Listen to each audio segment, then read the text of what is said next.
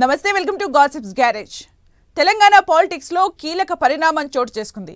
ప్రతిపక్షంపై అధికార పక్షం దూకుడును మరింతగా పెంచుతోంది. ప్రతిపక్ష పార్టీలకు చెందిన ముగ్గురు కీలక నేతలను ఇరకాటంలోకి నెట్టేందుకు రేవంత్ సర్కార్ పొలిటికల్ స్కెచ్ వేసిందన్న టాక్ వినిపిస్తోంది. ఆ ముగ్గురు నేతలే టార్గెట్ గా సర్కార్ కీలక అడుగు వేసిందనే చర్చ ఇప్పుడు తెలంగాణ రాజకీయాల్లో హాట్ టాపిక్ గా మారింది. ఇంతకీ ఎవరా ముగ్గురు నేతలు? వారి టార్గెట్ గా పడిన పొలిటికల్ అడుగులేంటి? ఆ ముగ్గురి విషయంలో రేవంత్ సర్కార్ ఏం చేయబోతోంది? Watch this story. Telangana politics interesting గా మారుతున్నాయి. ప్రతిపక్ష పార్టీలకు చెందిన ముగ్గురు నేతలు టార్గెట్ గా కీలక పరిణామం చోటు చేసుకుంది. ఆ ముగ్గురి విషయంలో కీలక అస్త్రం లభించడంతో ప్రయోగించేందుకు రంగం సిద్ధమైందన్న టాక్ తెలంగాణ రాజకీయాల్లో ఇప్పుడు హాట్ టాపిక్ గా మారింది.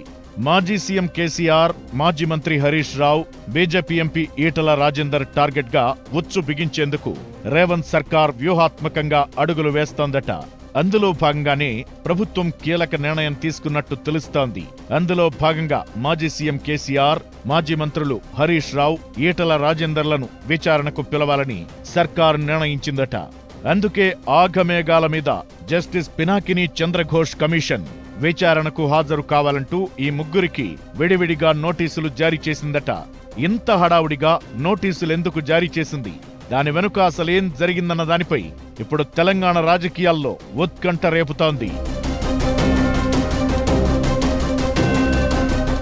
కాళేశ్వరం ప్రాజెక్టు అవకతవకలపై తెలంగాణ ప్రభుత్వం గతేడాది మార్చిలో జస్టిస్ పినాకిని చంద్రఘోష్ ఆధ్వర్యంలో కమిషన్ను నియమించింది. 3 వారాల్లో విచారణ పూర్తి చేసి నివేదిక ఇవ్వాలని కమిషన్కు ప్రభుత్వం గడువు విధించింది. కానీ నేటికి విచారణ పూర్తి కాకపోవడంతో ఇప్పటి వరకు 5 సార్లు గడువు పెంచింది. విచారణలో భాగంగా కమిషన్ క్షేత్రస్థాయిలో ఫీల్డ్ విజిట్ చేయడంతో పాటు ప్రాజెక్టు నిర్మాణంలో భాగస్వామ్యమైన అధికారులందరినీ పిలిచి బహిరంగ విచారణ చేసింది. అలాగే ప్రజల నుంచి కూడా సమాచారం సేకరించింది. చివరకు ఐఏఎస్లను సైతం బహిరంగ విచారణ చేసింది. ప్రాజెక్టు విషయంలో national dam safety authority NDSA, రాష్ట్ర ప్రభుత్వం ఆధ్వర్యంలో విచారణ జరిపిన విజిలెన్స్ ఎన్ఫోర్స్మెంట్ సైతం నివేదికలు ఇచ్చాయి. వీటన్నింటి ఆధారంగా జస్టిస్ చంద్రఘోష్ నివేదికను సైతం సిద్ధం చేసినట్టు తెలుస్తోంది. ఈ నెలాఖరుతో కమిషన్ గడువు ముగియనుండటంతో ప్రభుత్వానికి నివేదిక ఇచ్చేందుకు సిద్ధమైంది. కానీ ఇంతలో ఆల్ ఆఫ్ సడన్ గా ప్రభుత్వం మరో 2 నెలల గడువు పెంచుతూ సోమవారం ఉత్తర్వులు జారీ చేసింది. కమిషన్ గడువు మరోసారి పెంచడంతో రకరకాల ఊహాగానాలు మొదలయ్యాయి. పొలిటికల్ లీడర్లను విచారించాలన్న ఆలోచనలో భాగంగానే గడువు పెంచారనే చర్చ నడుస్తోంది. కమిషన్ విచారణలో భాగంగా ఐఏఎస్లు పూర్తిగా ప్రభుత్వ పెద్దల ఆదేశాల మేరకే పనిచేశామని వివరణ ఇచ్చారు. దీంతో అప్పట్లోనే పొలిటికల్ లీడర్లను కూడా విచారణకు పిలవాలని కమిషన్ భావించింది. కానీ లీగల్ సమస్యలను దృష్టిలో పెట్టుకుని కమిషన్ ఆ ఆలోచనను విరమించుకుంది. NDSA, విజిలెన్స్ ఎన్ఫోర్స్మెంట్ నివేదికలతో పాటు ఇంజనీర్లు, ఐఏఎస్లు ఇచ్చిన వివరణల ఆధారంగా రిపోర్ట్ ఇవ్వాలని భావించింది. కానీ తాజాగా తన ఆలోచనను మార్చుకున్న కమిషన్ పొలిటికల్ లీడర్లను సైతం విచారణకు పిలవాలని డిసైడ్ అయిందట. అందుకే ప్రాజెక్టు నిర్మాణంలో భాగస్వామ్యమైన ఈ ముగ్గురిని విచారణ చేయకపోతే అసంపూర్తిగా ఉంటుందనే ఆలోచనతో ఓ నిర్ణయానికొచ్చిన కమిషన్ తాజాగా కేసీఆర్, హరీష్ రావు, ఈటల రాజేందర్లకు నోటీసులు జారీ చేసింది.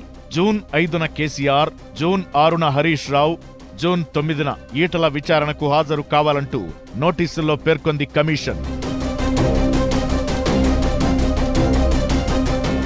మొత్తం మీద ప్రతిపక్షానికి చెందిన ముగ్గురు కీలక నేతలు కేసీఆర్, హరీష్ రావు, ఈటల రాజేందర్లను విచారణ చేసేందుకు కాళేశ్వరం కమిషన్ సిద్ధం కావడంతో తెలంగాణ రాజకీయాలు ఒక్కసారిగా వేడెక్కినట్లయింది.